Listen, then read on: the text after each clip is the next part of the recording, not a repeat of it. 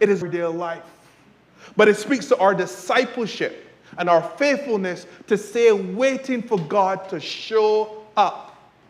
What is it saying? That God is what? He never sends, but he calls. Do I have it wrong?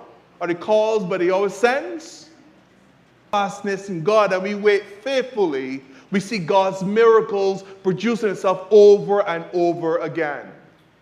When I think of waiting, there's this humorous story that Jesus tells, and we know so well, that when he's in the Garden of Gethsemane, I believe it's chapter 15 in the Gospel of Mark, Jesus is there and he's speaking to God and saying, God, take this cup away from me.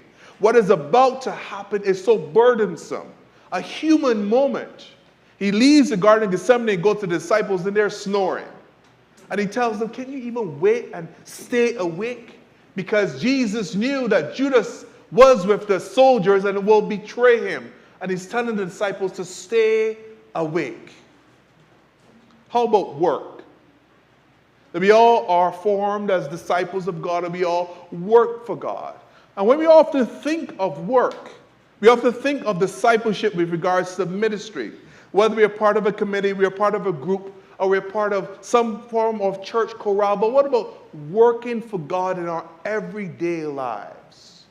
You see, what is most instructful for us as Christians is the work we do here. But when the post-communion prayer says, now that you have been fed with the body and blood of Christ, when you go out into the world in civic society, as a husband, as a father, as a wife, as a brother or sister or friend or neighbor, how are you embodying and working for God each and every day? What do people say about you?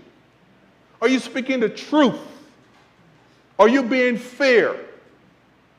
Are your words to gather and bring, or to send and depart and divide? That's our call. While we wait for God, are we working for God in the spaces and spheres of influence that we share in our community? And then we get to wonder.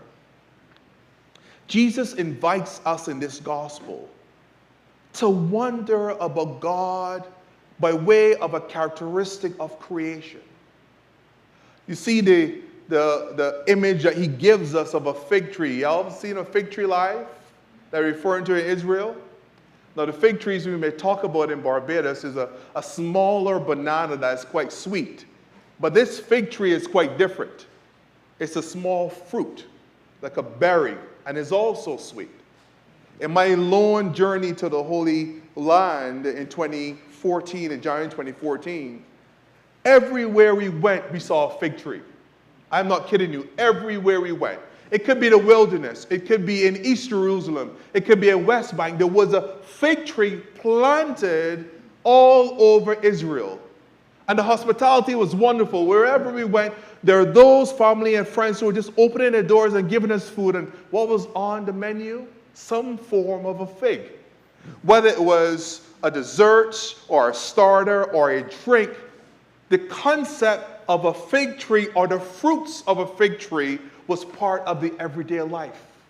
And I wonder, as Jesus invites us to wonder, the characteristics of God in this season of Advent and beyond, where is God calling you to wonder how you will speak about God in your life going forward?